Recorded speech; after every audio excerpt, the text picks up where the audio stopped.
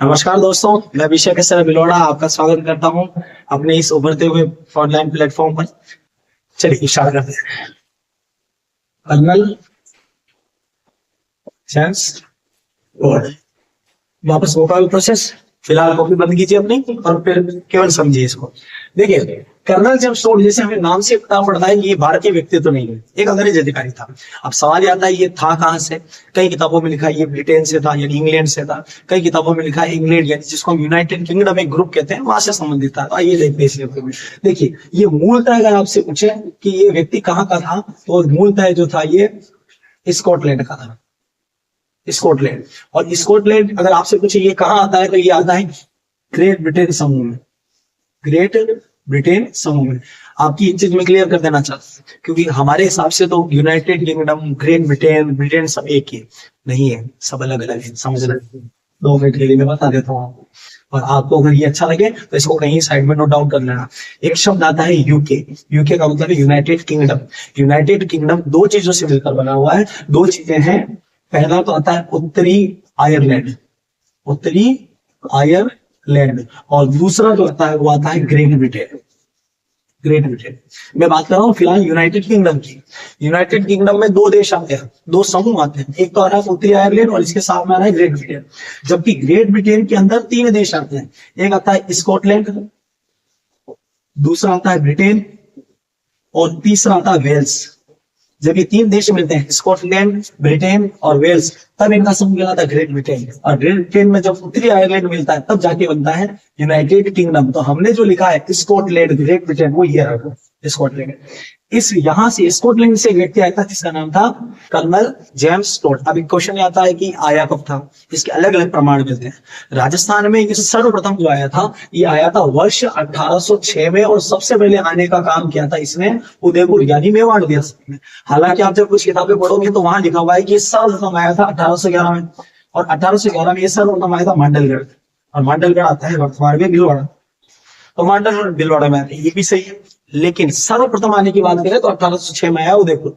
ये पूरे राजस्थान के जब भ्रमण पर रहा तो वर्ष 1811 में मांडलगढ़ भीलवाड़ा आया था। आप लोगों को एक चीज याद रखनी है।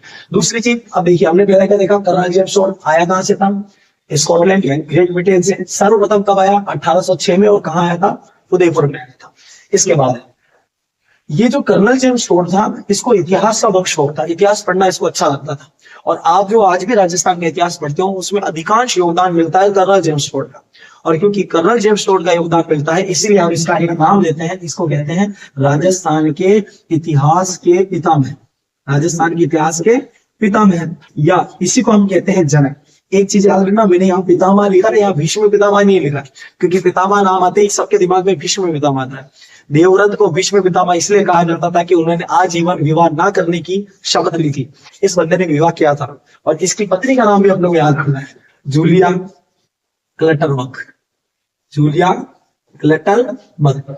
सर इसकी पत्नी से हमारी का काम, भाई पत्नी से काम है, इसका नाम यहाँ याद करोगे तो आगे इसकी एक किताब का प्रकाशन होगा। अगर पत्नी का नाम याद नहीं रखोगे तो किताब का प्रकाशन कहाँ से करोगे, अपनी पत्नी से करवाओगे क्या? क्या बातें कर रहे हो। तो जूलिया क्लटरबर्ग जो किसकी पत्नी थी, इसकी थी। मेरी तरफ मत देखो, इसकी तरफ देखो। तो जूलिया क्लटरबर्ग जो कर्नल जेम्स टोड की पत्नी थी, इसने ये इसकी पत्नी थी, और इसीलिए हम इसको यहाँ भीष्म पितामह ना लिखकर इसको पितामह लिख रहे हैं। तो राजस्थान के इतिहास के पितामह या जनक कर्नल जेम्स टोड।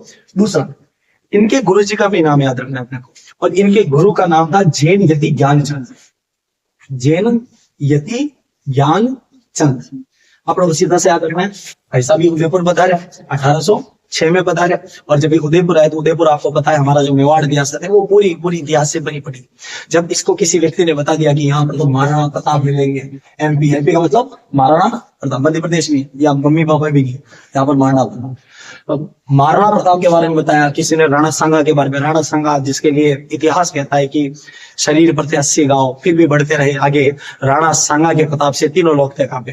तो राणा सांगा, राणा कुंभा जो अजय योद्धा रहे हैं, जब इनके इतिहास के बारे में इसने सुना, मैंने आपको बताया इसको इतिहास पढ़ना अच्छा लगता था, तो इसने कहा कि अगर केवल एक रियासत मेवाड़ का इतिहास ऐसा है, पूरे राजस्थान का कैसा होगा। तो इसने राजस्थान के इतिहास को जानने के लिए संपर्क किया था एक व्यक्ति से, जैन यति ज्ञानचंद। और इनके कहने पर ये चित्तौड़ जा रहा था। कहाँ होता है? उदयपुर। और उदयपुर से इतिहास ढूंढने ही जा रहा था चित्तौड़। लेकिन अब पैदल तो जाएगा नहीं, किसी न किसी के ऊपर बैठ के जाएगा। तो जैन नीति ज्ञानचंद्र ने इसको दी थी घोड़ी, जिसके ऊपर बैठ के इसने इतिहास ढूंढा था, इसलिए इसका दूसरा नाम पड़ता है, इसको कहते हैं घोड़ी वाले बाबा। ये दो नाम गए, पहला तो हमने पढ़ा राजस्थान के इतिहास के पितामह है जनक, और दूसरा नाम पढ़ा घोड़ी वाले बाबा। लेकिन एक चीज अपने को याद रखनी है, अगर आपसे क्वेश्चन पूछा जा रहा है कि राजस्थान के इतिहास के जनक के पितामह कौन है, तो आपको बताना कर्नल जेम्स टोड। लेकिन एक शब्द इसमें बीच में आ जाए, राजस्थान के इतिहास के वास्तविक जनक।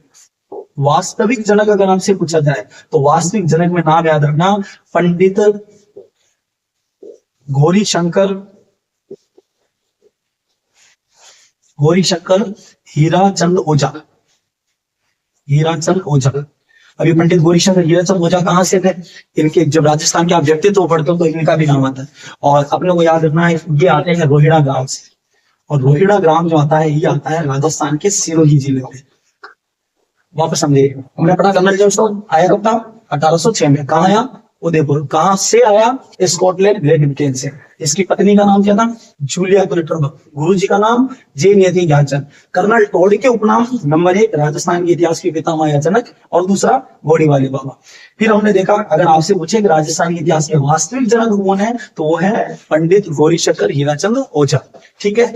इसके बाद अब देखिए, हमने कहा कि इसको चित्तौड़ जाना था, लेकिन भाई साहब चित्तौड़ जाने से पहले कहीं कहीं और जगह गए हैं, और उनके कारण इन्होंने कई सारे नाम दिए जो आपको इतिहास में पढ़ने का मौका मिलता है। जैसे चलिए देखते हैं कर्नल जेम्स टोड के बारे में पढ़ते हैं। इसको राजस्थान के नक्शे में थोड़ा दौड़ाते हैं।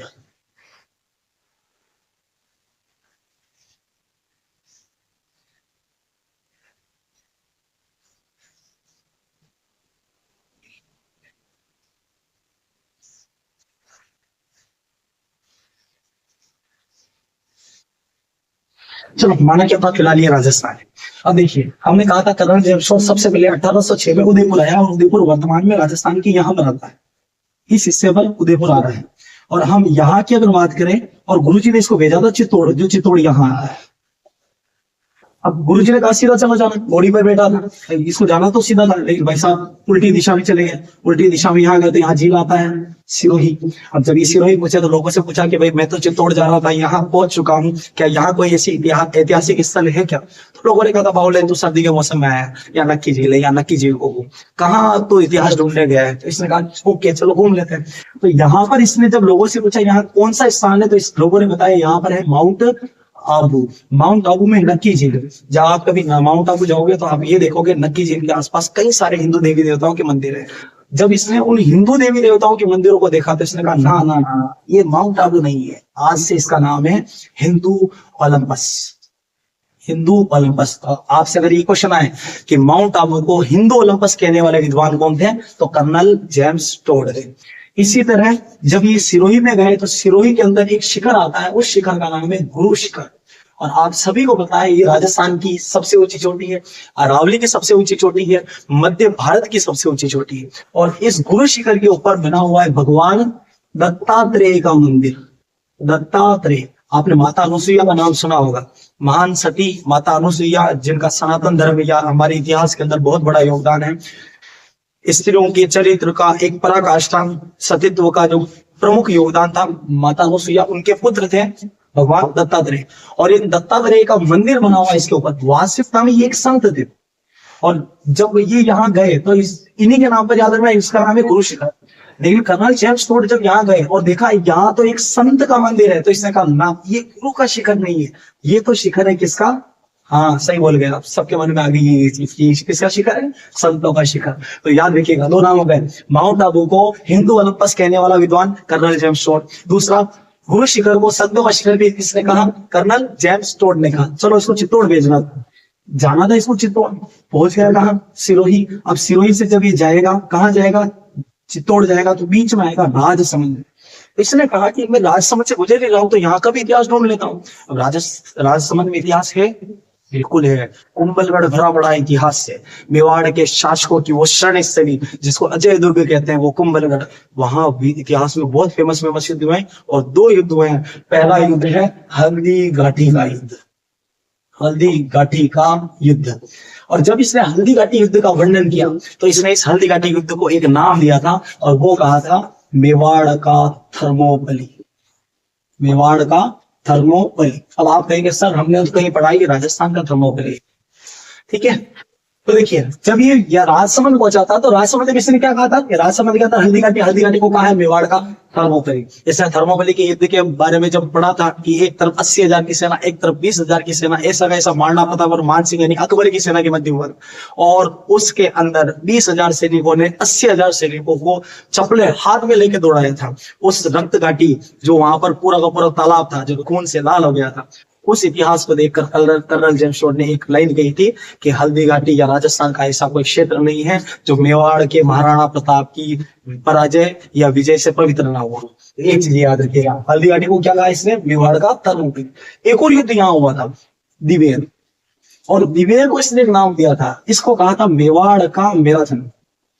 मेवाड़ का मैराथन। अच्छा मैं जो चीज आपको मैं बता रहा था कि सर हमने तो कई जगह पढ़ा है कि हल्दी घाटी को सर राजस्थान का थर्मोपली कहते हैं, यही है। राजस्थान में इसके अलावा कोई थर्मोपली की संख्या किसी को नहीं दी गई। आपसे पूछे मेवाड़ का थर्मोपली या राजस्थान का थर्मोपली, वो यही होगा हल्दी घाटी। हल्दी घाटी युद्ध को कर्नल जेम्स टोड ने मेवाड़ का थर्मोपली कहा है, जबकि दिवेर को कहा है मेवाड़ का मैराथन। चलिए उसके बाद में इनको जाना था चित्तौड़, ये भाई साहब पहुंच गए भीलवाड़ा। भीलवाड़ा पहुंच गया। मैंने आपको बताया था वीडियो की शुरुआत में कि 1811 में colonel James Tod Mandalgarh Bhilwara आए थे, ये इसी यात्रा के दौरान आए थे। और जब ये भीलवाड़ा से चित्तौड़ जाते हैं, आज भी जब हम भीलवाड़ा से चित्तौड़ की ओर जाते हैं तो बीच में एक जगह आती है चंदेरिया, और चंदेरिया में एक गांव आता है जिसका नाम है पुठोली गांव। पुठोली गांव। आपसे पूछा जाए कौन से जिले की बात कर रहे हो सर, ये बात कर रहे हैं हम चित्तौड़गढ़ जिले की। तो पुठोली गांव जो चित्तौड़ है, जब ये कर्नल जेम्स टोड यहाँ से गुजर रहे थे तो इनको एक शिलालेख मिला था और उस शिलालेख का नाम था मानमोरी शिलालेख। इसका पहले भी क्वेश्चन आ चुका है कर्नल जेम्स टोड को लेकर। और मानमोरी शिलालेख कर्नल जेम्स टोड को प्राप्त हुआ। सवाल आ रहा है कि कहां से प्राप्त हुआ। ये शिलालेख प्राप्त हुआ था पुठोली गांव चित्तौड़ से। जब इस शिलालेख के बारे में हम देखते हैं तो इस शिलालेख का जो निर्माण करवाया था वो मौर्य शासक, अंतिम जो मौर्य शासक थे मेवाड़ के, जिनका नाम था मानमोरी, उन्होंने करवाया था। उन्हीं के नाम पर इसका नाम है मानमोरी। तो इस शिलालेख के अंदर वर्णन किसका मिलता है, तो ये याद रखिएगा, इस शिलालेख में वर्णन मिलता है समुद्र मंथन। समुद्र मंथन। अब एक चीज याद रखिएगा, जब कर्नल जेम्स टोड को इस शिलालेख मिला था और इस शिलालेख को बाद में कर्नल जेम्स टोड अपने साथ ले गए थे इंग्लैंड, लंदन ले गए थे। तो अपने साथ कब ले गए, तो 1822 में। यहाँ क्वेश्चन क्या आएगा, कर्नल जेम्स टोड मेवाड़ या राजस्थान में सर्वप्रथम आए थे 1806 में उदयपुर में, लेकिन ये वापस गए कब, ये गए थे 1822 में। और अपने साथ एक शिलालेख को ले जा रहे थे जिसका नाम था मानमोरी शिलालेख। मानमोरी शिलालेख प्राप्त कहां से हुआ था, पुठोली गांव चित्तौड़ से। और इस शिलालेख में वर्णन किसका था, समुद्र मंथन का। अब एक चीज समझना, उस समय कोई ऐसे बड़े जहाज नहीं थे, इन्होंने एक नाव ली, बड़ी सी नाव या जहाज, जिसके अंदर इन्होंने शिलालेख को रखा और भी सामान रखे और इस शिलालेख को ले जा रहे थे अपने साथ में इंग्लैंड में। लेकिन रास्ते में नाव में वजन ज्यादा होने के कारण ये डूबने लगी और इन्होंने अपनी रक्षा करने के लिए इस शिलालेख को उठाकर समुद्र में फेंक दिया। तो क्वेश्चन क्या आएगा, किस शिलालेख को कर्नल जेम्स टोड ने इंग्लैंड जाते समय समुद्र में फेंका, याद होना चाहिए अपने को, मानमोरी शिलालेख। चलिए उसके बाद 1822 में कर्नल टोड इंग्लैंड गए और इनकी 1835 में इंग्लैंड में ही हो गई मृत्यु। लेकिन जाते जाते इन्होंने वो कर्मकांड पूरा कर ही डाला। जो यहाँ से चीजें ले गए थे उनका विस्तृत अध्ययन किया और विस्तृत अध्ययन करके अपनी मृत्यु से पूर्व 1835 से पूर्व इन्होंने 2 किताबें लिखी थी। उन 2 पुस्तकों का हमें वर्णन करना है और इनसे क्वेश्चन आता ही आता है, आप इसको ड्रॉप नहीं कर सकते। बिल्कुल इजी सा है, हम याद करेंगे, साथ में बने रहना। चलिए तो देखिएगा, हमने पढ़ा था कर्नल जेम्स टोड की 2 पुस्तकें हैं। अच्छा कर्नल जेम्स टोड वापस देखिएगा आया कब था, 1806 में। कहां से आया था, उदयपुर से। मैं लिख रहा हूँ, साथ में रिवाइज हो रहा है, आपको बोलना है, याद कीजिए, मैंने पूरा पढ़ा चुका हूँ, अच्छे से पढ़ना है, अपने को लिखने से पहले, नोट डाउन करने से पहले पूरा याद होना चाहिए। 1806 में कहा आया, उदयपुर में आया। अच्छा 1811 में कहा आया था, मांडलगढ़। मांडलगढ़ कहा था, भीलवाड़ा। अच्छा फिर हमने पढ़ा था इसके गुरु का नाम, इसके गुरु का नाम क्या था, जैन यति ज्ञानचंद। जैन यति ज्ञानचंद। और इसकी पत्नी जो थी उसका नाम क्या था, जूलिया क्लटर देखो नाम से पता पड़ा दिन भर क्या करेगी, बकबक करेगी, तभी इतिहास ढूंढने निकला होता है, वरना सब जने घर पे बैठना चाहते हैं। इन्होंने ही काम खराब कर रखा है। तो जो माता मैंने देखी, मैं उससे पहले क्षमा कर देना चाहता हूँ, वॉलीबॉल बजा के ज्यादा लौट रहा है। तो पत्नी है जूलिया क्लटरबर्ग, जूलिया क्लटरबर्ग हो गई। उसके बाद हमने देखे थे इसके दो उपनाम, याद करो। पहला क्या था, राजस्थान के इतिहास के पितामह, राजस्थान के इतिहास के पितामह या जनक। जैसे ही आपने ये शब्द लिखा, मेरे दिमाग में वही क्वेश्चन आया। अगर मैं आपसे पूछूं कि राजस्थान के इतिहास के वास्तविक जनक कौन है, तो पंडित गौरीशंकर हीराचंद ओझा, रोहिड़ा ग्राम सिरोही। अच्छा, दूसरा नाम क्या था, घोड़ी वाले बाबा। फिर हमने देखा कि गुरुजी ने भेजा था इसको चित्तौड़, भाई साहब पहुंच गए थे कहाँ, सिरोही में। और सिरोही में जाकर इन्होंने दो चीजों के नाम दिए थे। नंबर एक, इन्होंने माउंट आबू को कहा था हिंदू ओलंपस, हिंदू ओलंपस। और दूसरा, इन्होंने गुरु शिखर, जिसके ऊपर भगवान दत्तात्रेय का मंदिर था, जो संत थे उनके कारण इसने कहा संतों का शिखर। तो दो हो चुके, माउंट आबू को हिंदू ओलंपस, गुरु शिखर को संतों का शिखर। जब ये सिरोही से जा रहे थे चित्तौड़, तो बीच में आया था राजसमंद, और राजसमंद के अंदर फिर इन्होंने दो नाम दे दिए थे। पहला तो नाम दिया था हल्दी घाटी को, और हल्दी घाटी को हमने कहा था मेवाड़ या राजस्थान का थर्मोपली। और दूसरा जो नाम मिला था वो मिला था दिवेर, और दिवेर को कहा था मेवाड़ का मेरठ, मेवाड़ का मेरठ। यहां तक हमने देख लिया। उसके बाद में हमने पढ़ा कि 1822 में कर्नल जेम्स टोड गए थे इंग्लैंड, और 1835 में इनकी हुई थी मृत्यु। उसके बीच में ये एक शिलालेख को ले गए थे, जिसका नाम था मानमोरी शिलालेख। इंग्लैंड जाते समय इन्होंने समुद्र में उसको फेंक दिया था। यह शिलालेख इनको ढोली गांव चित्तौड़ से प्राप्त हुआ था, और इस शिलालेख में किसका वर्णन था, समुद्र मंथन का वर्णन। अब देखिए, जब ये गए थे इंग्लैंड, किताब कितनी लिखी, दो। पहली किताब इसकी बुक फर्स्ट, बुक फर्स्ट, इसकी बुक फर्स्ट है the annuls and antiquities of Rajasthan. Book का नाम क्या है, एक बार दोहराइएगा, क्योंकि अगर आप पहली बार पढ़ते हो तो आपको हो सकता है ये बहुत अजीब लगे कि सर इसको कैसे याद करें। याद हो जाएगी, मेरे को याद हो गई है, आपको भी हो सकती है। कोई मैं मंगल ग्रह से नहीं आया हूँ, मेरे को याद हुई है तो आपको भी याद होगी। क्या नाम था इस किताब का, the annuls and antiquities of Rajasthan. चलो मैं आपके लिए हिंदी में भी इसको लिख देता हूँ।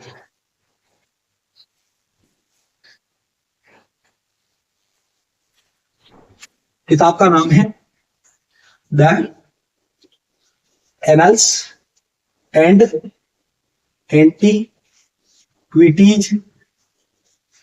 Of Rajasthan, the annuls and antiquities of Rajasthan. और ये जो पुस्तक है, इस पुस्तक का एक और नाम आपको मिलेगा, याद रखना। इस पुस्तक का ये स्कूल वाला नाम है, इसका घर का नाम अलग है, और इसका घर का नाम जो है वो है the central and western Rajput states of India. अच्छा, पहला नाम क्या था, द एनल्स, साथ साथ में बोलना है, the annuls and antiquities of Rajasthan. हाँ, आप लाइब्रेरी में बैठे हो, मुझे पता है आप कुछ बंदे लाइब्रेरी में बैठे हो, कुछ घर पे बैठे हो। लाइब्रेरी में हम बोल नहीं सकते, लेकिन आप मन में दोहरा जरूर सकते हो। मन के सभी राजा हैं, आपको कोई नहीं रोक सकता। अगर आपने ठान ली है कि अब इस बार जीत के रहेंगे, तो आप जीत के रहोगे। देखिएगा, the annuls and antiquities of Rajasthan. और दूसरा नाम क्या है, the central and western Rajput states of India, the central and western Rajput states of India. यह किताब बहुत पुरानी है, और इस किताब के अंदर बहुत सारी चीजें हैं। इस किताब को हमें डिटेल से पढ़ना है। देखिएगा,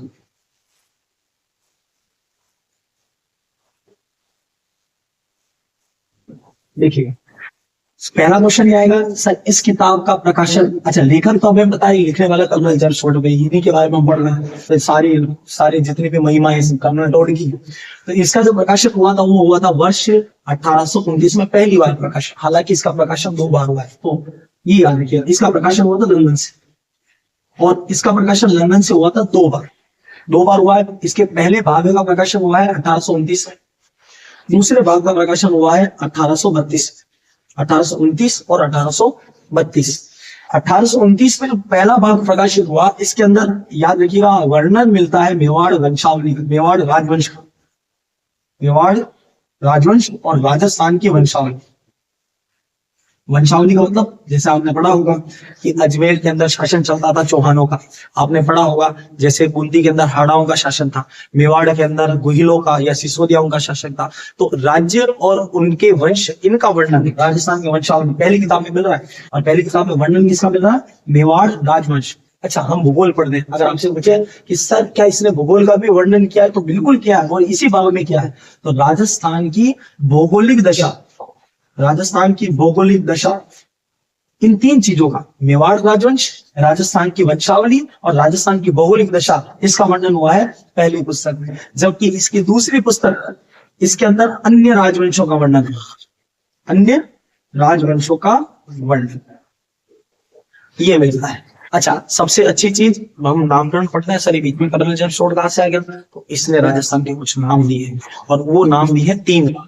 इसने राजस्थान के लिए पहली बार शब्द का प्रयोग किया राजस्थान, दूसरा शब्द रायथान, और तीसरा शब्द आता है रजवाड़ा। रजवाड़ा, राजस्थान, रायथान, रजवाड़ा। अच्छा, अगर आपसे पूछा जाए कि सर इनका मतलब क्या होता है, राजस्थान, रायथान, रजवाड़ा, इन तीनों का शाब्दिक अर्थ होता है राजाओं का निवास स्थान, राजाओं का निवास स्थान।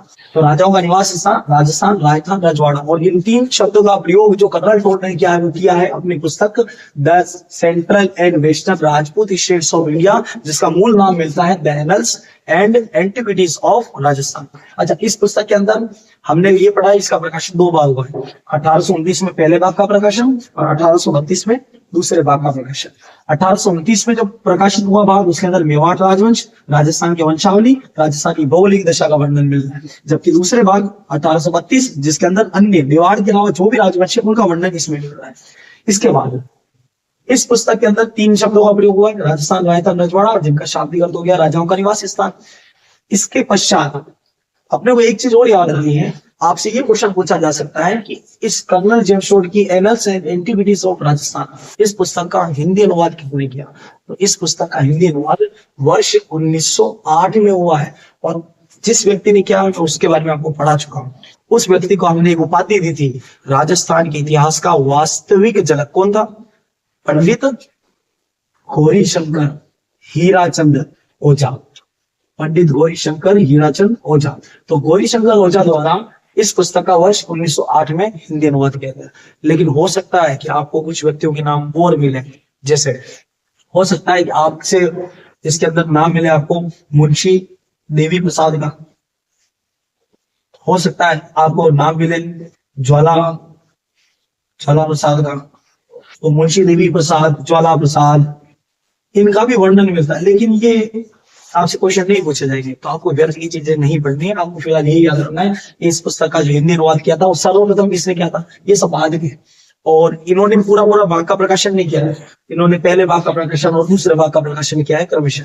फिर भी अपने को ध्यान रखना है कि 1908 में सर्वप्रथम हिंदी में अनुवाद जो किया था वो पंडित गौरीशंकर हीराचंद ओझा ने किया था। इतिहास ढूंढा था कर्नल टोड ने। इस बंदे को हिंदी भी आती थी, इंग्लिश भी आती थी, इसलिए इंग्लिश पढ़ के उसको हिंदी में लिख दिया, और हमारे लोगों ने हिंदी में ही पढ़ा। तो बना बनाया हलवा खाने का काम इन्होंने किया, इसीलिए इनको हम बोलते हैं। तो गौरीशंकर हीराचंद ओझा, जिनको हमने कहा राजस्थान के इतिहास का वास्तविक जनक, इन्होंने कहा। अच्छा, हम पहली पुस्तक पढ़ चुके, अब हमें पढ़नी है दूसरी पुस्तक। अगर लंबी वीडियो हो गई बोर हो जाओगे, अपने को बोर नहीं होना है, इसलिए हम इसकी जो दूसरी पुस्तक है वो पढ़ेंगे अगली वीडियो में। तो उस वीडियो को आपको जरूर देखना, स्किप नहीं करना है। अगर आपको अपनी मेहनत करनी है, आपको सफलता लेनी है, तो आपको हमारा साथ लेना ही पड़ेगा। ओके, अगली वीडियो में मिलते हैं जी।